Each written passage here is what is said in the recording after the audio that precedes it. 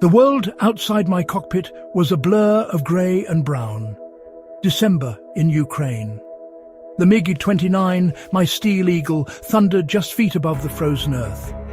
We were a ghost, a whisper of immense power, tearing across the landscape at over 500 knots.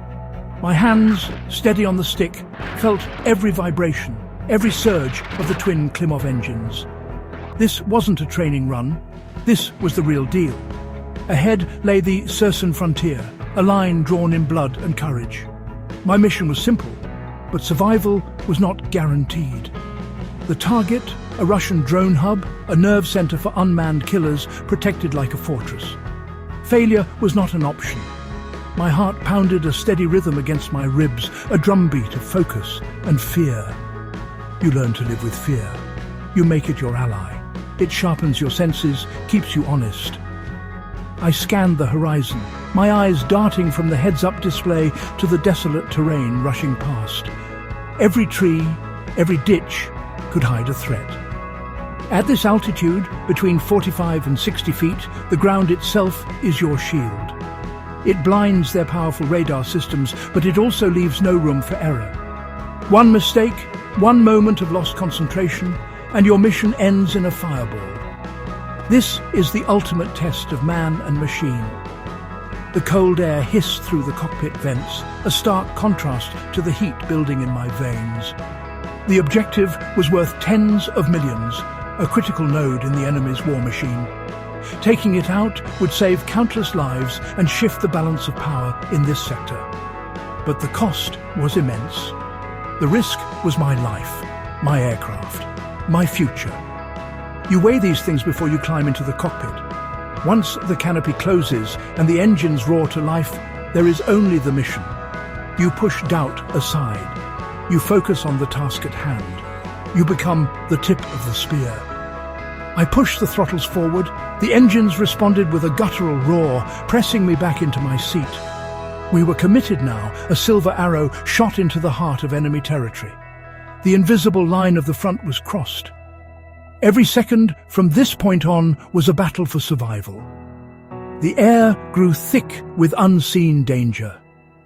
I could feel the enemy's presence, a prickling sensation on the back of my neck. They were out there, waiting, and I was flying directly into their hunting ground. This is where your training kicks in. This is where you prove you have what it takes. The first warning was a flash of light in my peripheral vision. No time for thought, only reaction. Instinct took over. I yanked the stick hard left, pulling G's that squeezed the air from my lungs. A white smoke trail screamed past my canopy, close enough to see the missile's fins. An Eagla, man-portable, deadly. They were hidden, waiting in ambush. Another flash. I rolled the jet hard right, diving even lower, the tips of my wings seeming to skim the frozen grass. The second missile tore through the air where I had been a split second before. This is a deadly dance, and one wrong step is your last. 2 down. But the danger was far from over. The smoke trails from those missiles were a beacon. They were a massive signal flare to every Russian position within a 20-mile radius. "I'm here!" they screamed. "Come and get me!" I knew what was coming next. The entire air defense network would be waking up, its electronic eyes turning in my direction. The element of surprise was gone, shredded in the wake of those 2 missiles. Now it was a race against time. Every second I remained in this area, the web of threats would grow tighter, the chances of survival slimmer. You have to keep moving, never stay still. As if on cue, my threat receiver lit up with new warnings. 3 more launches, this time from a hidden checkpoint I hadn't seen. At this low altitude, they can pop up anywhere. I jinked left, then right, then pulled up just enough to clear a line of trees before dropping back to the deck. The MiG bucked and groaned under the strain. These violent maneuvers were burning precious fuel, about 350 pounds gone in a flash. Fuel is life. Every drop I burned, evading these cheap shoulder-fired missiles, was a drop I wouldn't have for the attack run or for the desperate flight home. The sky was clear of smoke again, but the silence was deceptive. My breathing was heavy inside my oxygen mask. My body ached from the violent G-forces, but I was alive. I had survived the first contact. Many don't. This is the brutal reality of air combat. It's a knife fight in a phone booth, except the phone booth is the sky and the knives are supersonic missiles. I had dodged the first 5, but I knew with chilling certainty that the enemy was just getting started. The easy part was over. Now, the real hunters would join the fray. The next threat wasn't a flash of light, but a subtle, chilling pulse, a faint warble in my headset. My RWR, the radar warning receiver, flickered. It was an old P-18 VHF radar, a relic of a bygone era, but still dangerous. These spoon-rest radars are notorious for their ability to detect stealth aircraft and low-flying targets. They paint a crude picture, but it's enough. They know my general location. The enemy was now trying to build a track on me to pinpoint my exact position for their more sophisticated weapons. It was a game of cat and mouse, and the cat was getting bigger. To break the spoon-rest's intermittent tracking, I had no choice but to change my tactics. Staying at 50 feet was no longer an option. I had to climb. I eased back on the stick, lifting the MiG to 170 feet. It felt like I was climbing Mount Everest. This slight increase in altitude was a massive gamble. It might shake the old VHF radar, but it would expose me to the modern integrated air defense network. It was a calculated risk, a trade-off between one known threat and a dozen potential ones. In survival, you often have to choose the lesser of two evils. The moment I reached the new altitude, my cockpit lit up like a Christmas tree. Warning lights flashed, and a cacophony of alarms screamed for my attention. Multiple radar locks, they had me. My climb had pushed me right into the engagement envelope of their surface-to-air missile systems. The crude picture from the P-18 had become a high-definition target for the entire network. I could feel their electronic fingers probing my aircraft, measuring my speed, my altitude, my heading. I was no longer a ghost. I was a target, squarely in their sights. At 10:36 a.m., the most terrifying sound of all cut through the noise. A high-pitched, steady tone, a hard lock. It wasn't just a search radar anymore, it was a fire control radar.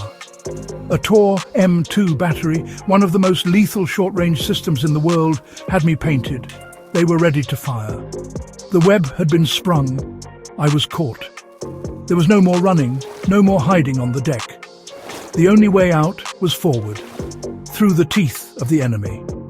I had to push onto the target, or everything, the risk, the fuel, the near misses, would be for nothing. The mission profile called for a high-speed climb, a pop-up attack. This tactic allows a smart bomb, like the JDAM, to glide a long distance to its target after release. It meant I had to climb from the relative safety of the low altitude into the jaws of the beast. With the Torm 2's hard lock screaming in my ears, this was no longer a tactical maneuver. It was an act of defiance. It was me in my 40-year-old fighter jet challenging a state-of-the-art air defense system to a duel. My hand tightened on the stick. It was time to climb into the crosshairs. As I began my ascent, a new and insidious threat emerged. The numbers on my GPS display flickered, then vanished, replaced by static. Electronic warfare. They were jamming my connection to the satellites, trying to blind me, to make me lose my way. The target coordinates, the flight path, the location of home, all of it depended on that GPS signal. Without it, I was lost in a hostile sky. This is modern warfare. It's not just about missiles and guns, it's a battle of signals, of frequencies, of technology.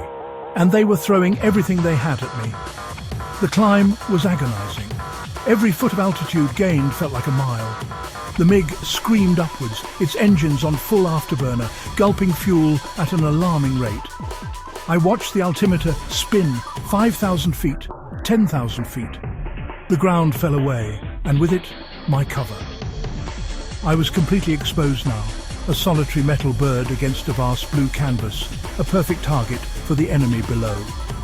The steady tone of the Tor M2 lock was my constant companion, a promise of imminent death. Fear tries to creep in at moments like this. You have to build a wall against it. Focus on your breathing, focus on the instruments, fly the plane. My objective was 15,000 feet. That was the magic number, the minimum altitude needed for the JDAM ER to have enough energy to reach its destination. It felt like a lifetime to get there. The enemy's jamming was relentless, a blanket of electronic noise designed to sow confusion and panic. They wanted me to break off the attack, to dive for safety, to become disoriented and make a fatal error. But they underestimated our resolve. They underestimated our ingenuity. They thought that by cutting off my GPS, they had won. They were wrong. With my primary navigation system gone, panic would have been a natural response. But we had anticipated this. We knew the enemy's tactics. Deep within the guts of my MiG, a small, unassuming piece of Ukrainian-made technology hummed away silently. It was a custom-built inertial navigation package, a system built around a ring laser gyroscope. It doesn't rely on external signals from satellites. Instead, it feels the aircraft's every movement, every turn, every climb, every change in speed, and uses that information to calculate our position. It was our secret weapon, our ace in the hole. Activating the backup system was a simple flick of a switch, but honestly, the feeling was profound. It was a moment of pure trust. Trust in the engineers back home who had designed and built this device. Trust in the technicians who had installed and tested it. It was a testament to our nation's spirit of innovation and adaptation. When the world wouldn't give us the tools we needed, we built them ourselves. This little box of wires and gyros was more than just a piece of hardware. It was a symbol of our unbreakable will to fight, to survive, to win. As the inertial system took over, a new set of coordinates appeared on my display. They were steady. They were true. The target location was locked in again. The enemy's electronic assault had failed. They had blinded my eyes, but they couldn't take away my sense of direction. This is a crucial lesson in any survival situation. Always have a backup. Whether it's a map and compass when your GPS fails, or a secondary navigation system in a fighter jet. Redundancy is resilience. It's what keeps you in the fight. The Tor M2's lock was still screaming, a constant reminder of the razor's edge I was on. But now I had a clear path to the target. The jamming was just noise. My focus narrowed to the attack run. I leveled off at 15,000 feet, the MiG slicing through the thin, cold air. The target was now within the glide range of my weapon. The moment of truth was approaching fast. All the training, the planning, the technology, and the raw courage it took to get here was about to culminate in a single, critical action. The fate of the mission rested on this one pass. The final moments of an attack run are a strange mix of chaos and serenity. Outside, the world is a blur of speed and altitude. Inside the cockpit, time seems to slow down.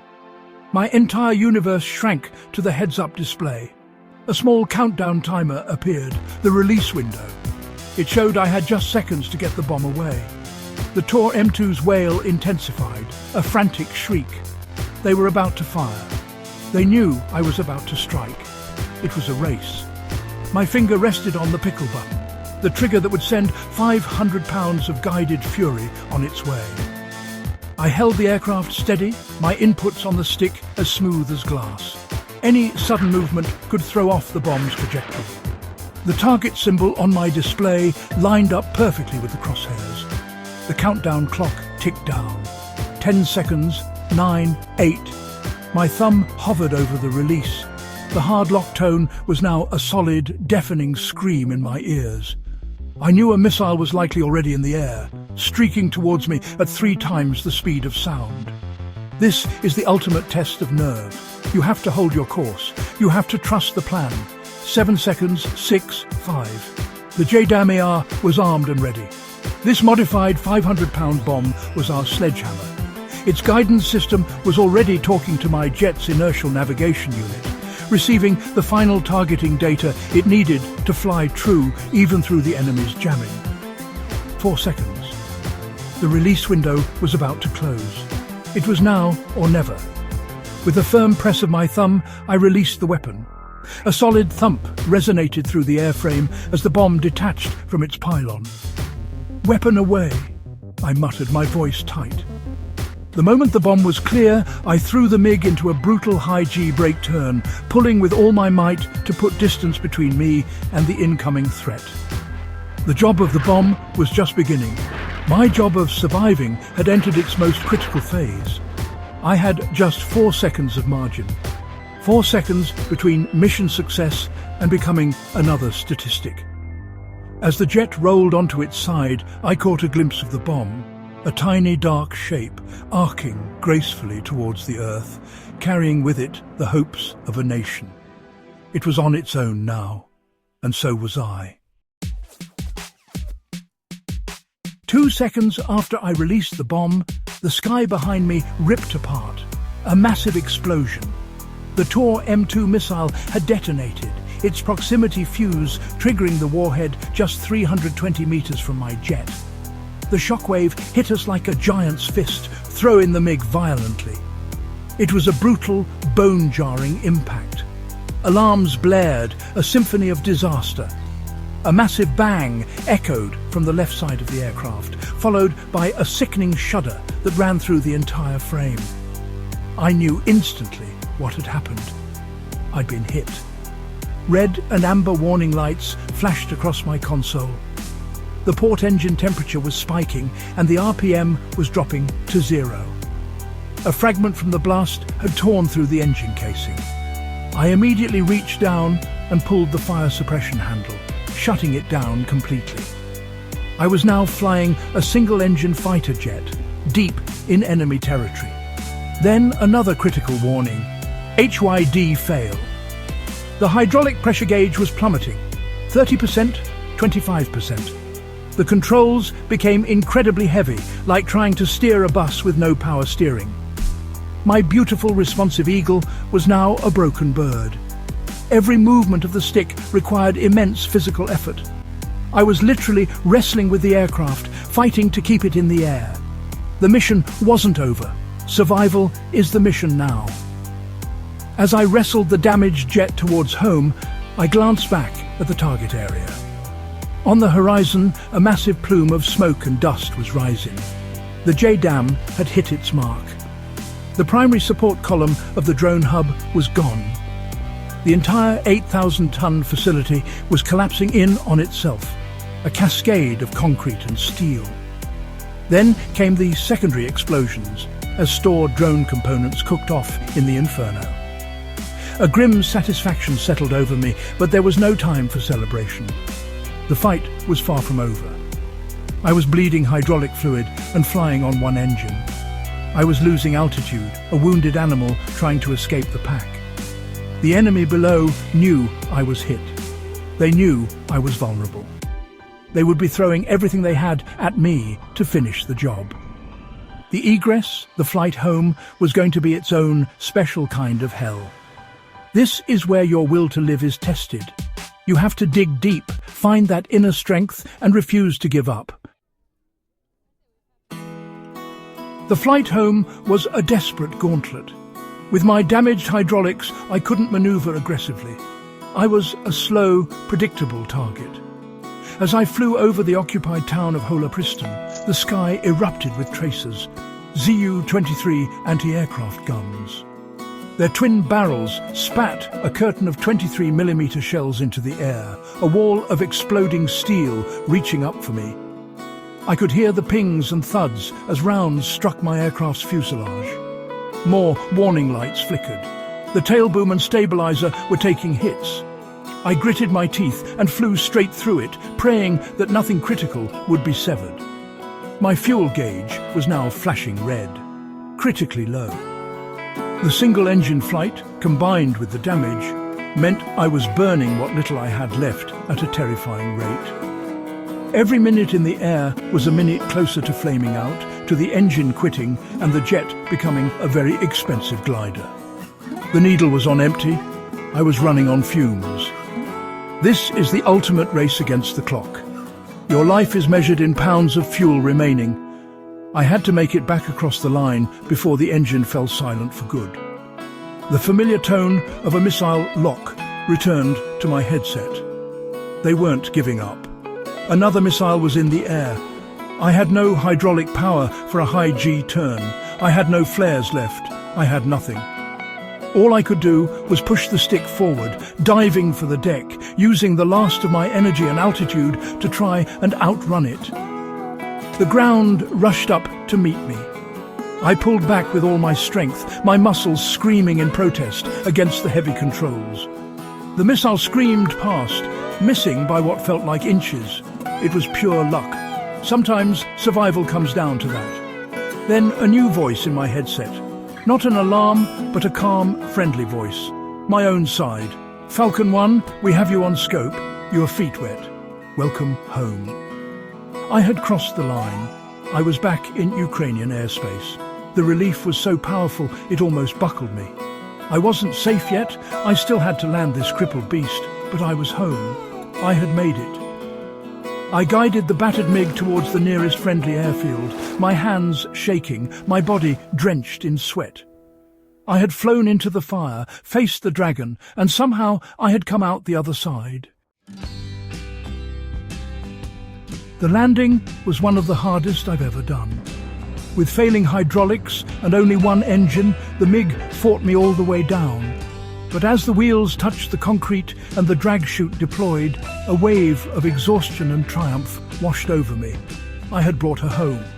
The ground crews surrounded the jet, their faces a mixture of awe and shock at the extent of the damage.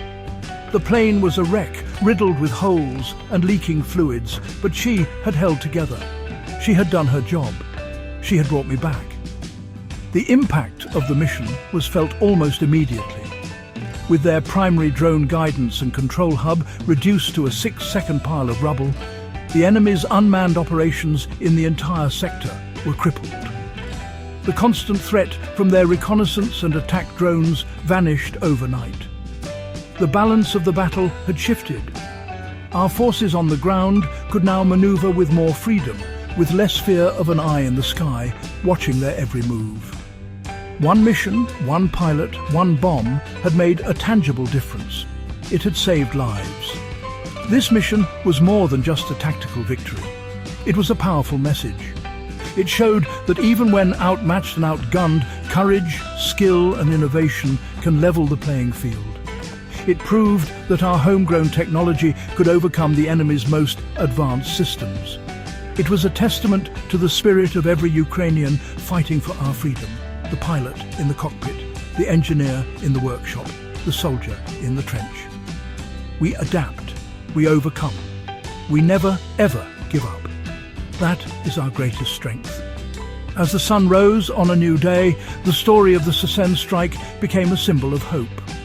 It was a reminder that even in the darkest hours of conflict, the actions of a single individual can change the course of events. It's about pushing the limits, facing your fears, and holding on to your resolve when everything seems lost.